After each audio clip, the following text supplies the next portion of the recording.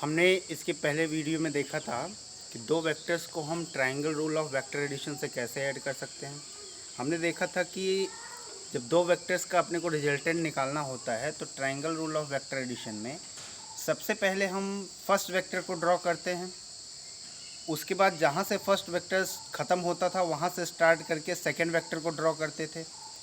अब जहाँ से हमने फर्स्ट को स्टार्ट किया था और जहाँ पे सेकंड को ख़त्म किया था वहाँ पे मिला देते थे, तो हम कहते थे कि भाई साहब यही जो है एक अपना रिजल्टेंट वेक्टर बन रहा है, जिसकी टेल जो है स्टार्टिंग पॉइंट ऑफ ए है और जिसका head ending point of B vector है या सेकंड वेक्टर है। तो इसी को वेक्टर्स को ऐड करने का एक रूल अपने पास और होता है। जैसा कि हम जानते हैं, कल ही बताया था हमने प्रीवियस वीडियो में कि जब भी हम वेक्टर को ऐड करें तो उसके लिए जो ट्रायंगल रूल होता है वही बेसिक होता है, उसी से हम सारे रूल्स को डिराइव कर सकते हैं।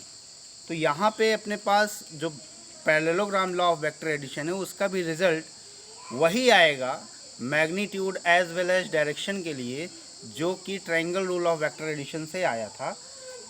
बट इसको हम करते कैसा है, और ज़्यादातर एनालिटिकली हम इसी को यूज़ भी करते हैं। तो आइए देखते हैं क्या होता है parallelogram law of vector addition. तो अपन पढ़ने वाले हैं पैरेललोग्राम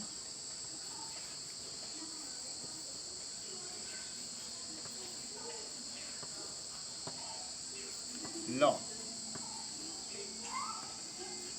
ऑफ वेक्टर एडिशन।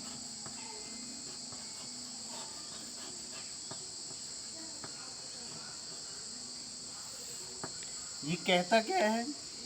ये कहता है कि अगर दो वेक्टर्स किसी भी पैरेललोग्राम की दो एडजेसेंट साइड से, यानी जो दो साइड्स हैं उनका स्टार्टिंग पॉइंट एक ही हो, ये मान लेते हैं ए वेक्टर है और ये बी वेक्टर है, और हम अगर एक पैरेललोग्राम कंस्ट्रक्ट करें तो कुछ ऐसा दिखेगा।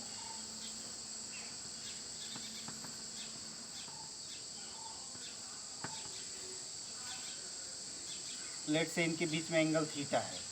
अब यहाँ पे अपने को दिख रहा है कि ये पी क्यू आर एस एक पैरेललोग्राम है, जहाँ पे P Q side S R side के पैरेलल है और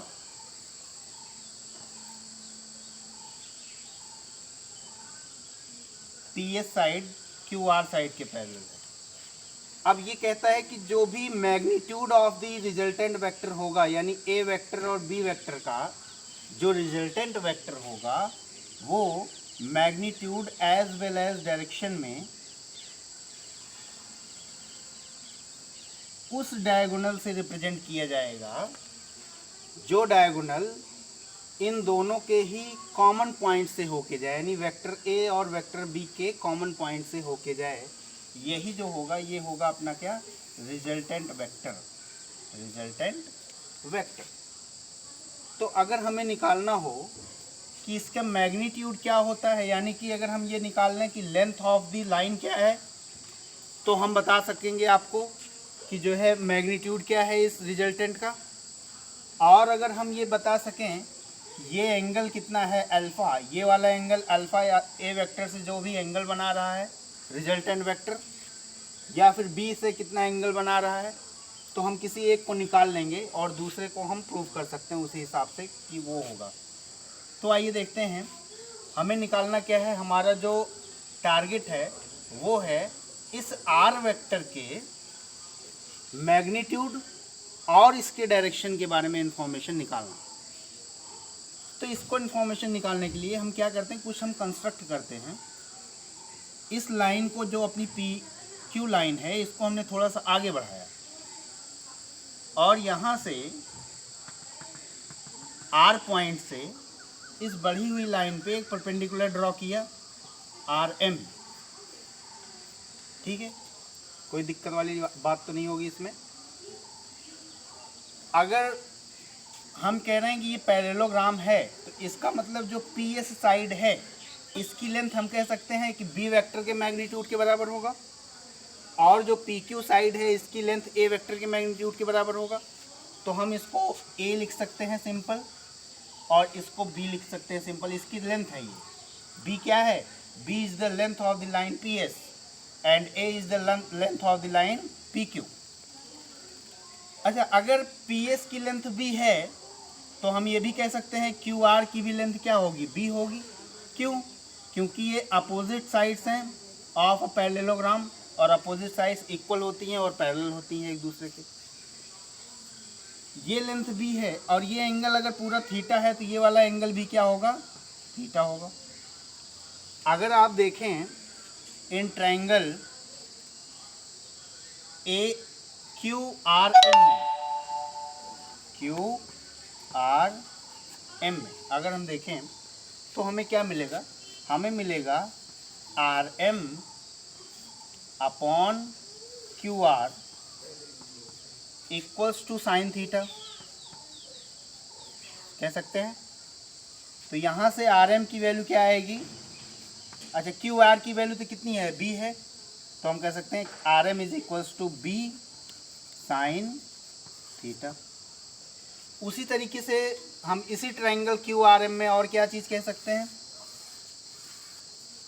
और इन्फॉर्मेशन दूसरी कह सकते हैं हम, Q M upon Q R equals to cos theta. यानी क्यू एम की वैल्यू हम क्या कह सकते हैं, क्यू आर की वैल्यू तो बी है, तो क्यू एम की वैल्यू हो गई बी कॉस थीटा। यानी ये वाली लेंथ जो अपनी निकल के आई, ये कितनी आई है, ये आई है बी साइन थीटा, और ये लेंथ निकल के आई अपनी बी कॉस थीटा। अब हमारा टारगेट क्या है, हमारा टारगेट है इस लेंथ पी आर को निकालना। तो पी आर लेंथ को कैलकुलेट करने के लिए हम ट्रायंगल देखें पी आर एम को।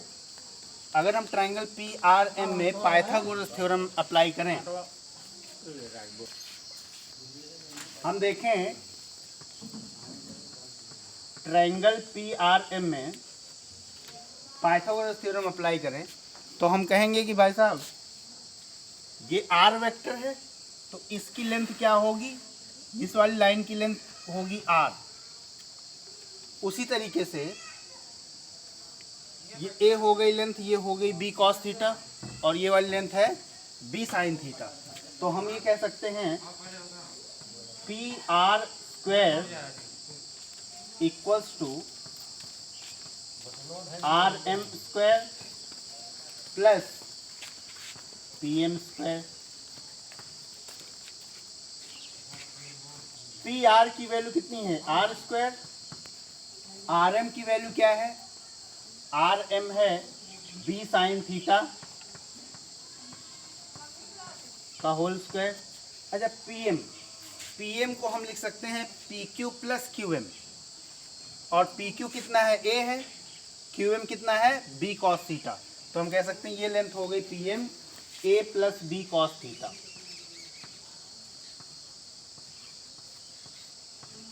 का होल स्क्वायर।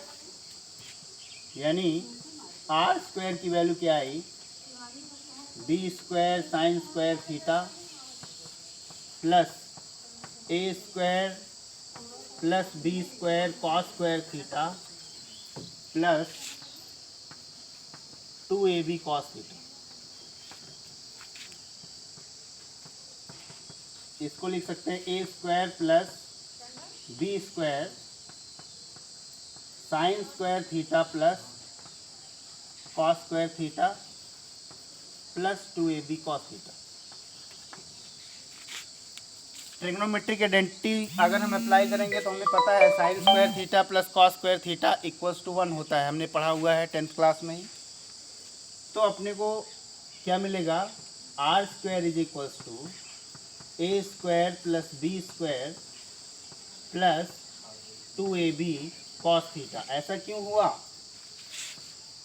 क्योंकि sine square theta plus cos square theta equals to 1 होता है, ट्रिग्नोमेट्रिक आइडेंटिटी।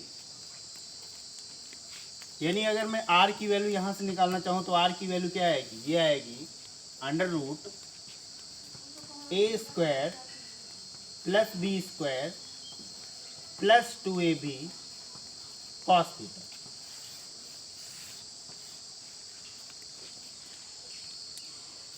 हाँ तो बच्चों, हमने देखा कि ये वाला जो रिजल्ट आ रहा है, हमने जब triangle rule of vector addition लगाया था, आप याद करें तब भी यही रिजल्ट आया था सेम। हमने कहा था कि ए और बी दो वेक्टर्स हैं, इनके बीच का एंगल थीटा हो तो जो आर की वैल्यू आती है, यानी कि जो रिजल्टेंट वेक्टर आता है उसका मॉड कितना होता है, √a² plus b² plus 2ab cos theta. Same to same वही आया। अब अगर हम डायरेक्शन के बारे में देखना चाहें तो इसी ट्रायंगल PRM में देखें, tan अल्फा की वैल्यू क्या होगी, RM/PM। RM की वैल्यू कितनी है, b sin थीटा, और PM की वैल्यू क्या है, a plus b cos theta. तो हम सिंपली कह सकते हैं tan अल्फा इक्वल्स टू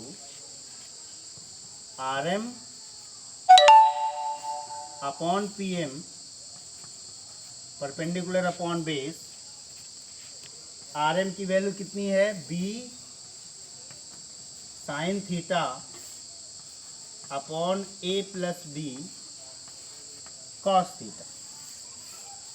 तो अगर आप ध्यान देंगे तो जो result triangle rule of vector addition से आया था, रिजल्टेंट के मैग्नीट्यूड और डायरेक्शन का सेम टू सेम वही रिजल्ट आया है अपना, रिजल्टेंट के मैग्नीट्यूड और डायरेक्शन का by the rule of parallelogram law of vector addition. एक बार फिर से समझ लें कि parallelogram law of vector addition है क्या। ये कहता है कि अगर दो vectors magnitude as well as direction में किसी पैरेललोग्राम की दो एडजेसेंट साइड से रिप्रेजेंट की जाएं, तो उनका जो रिजल्टेंट होगा वो उस पैरेललोग्राम के डायगोनल से रिप्रेजेंट किया जाएगा in magnitude as well as direction में, और वो डायगोनल ऐसा होगा जो उन्हीं दोनों वेक्टर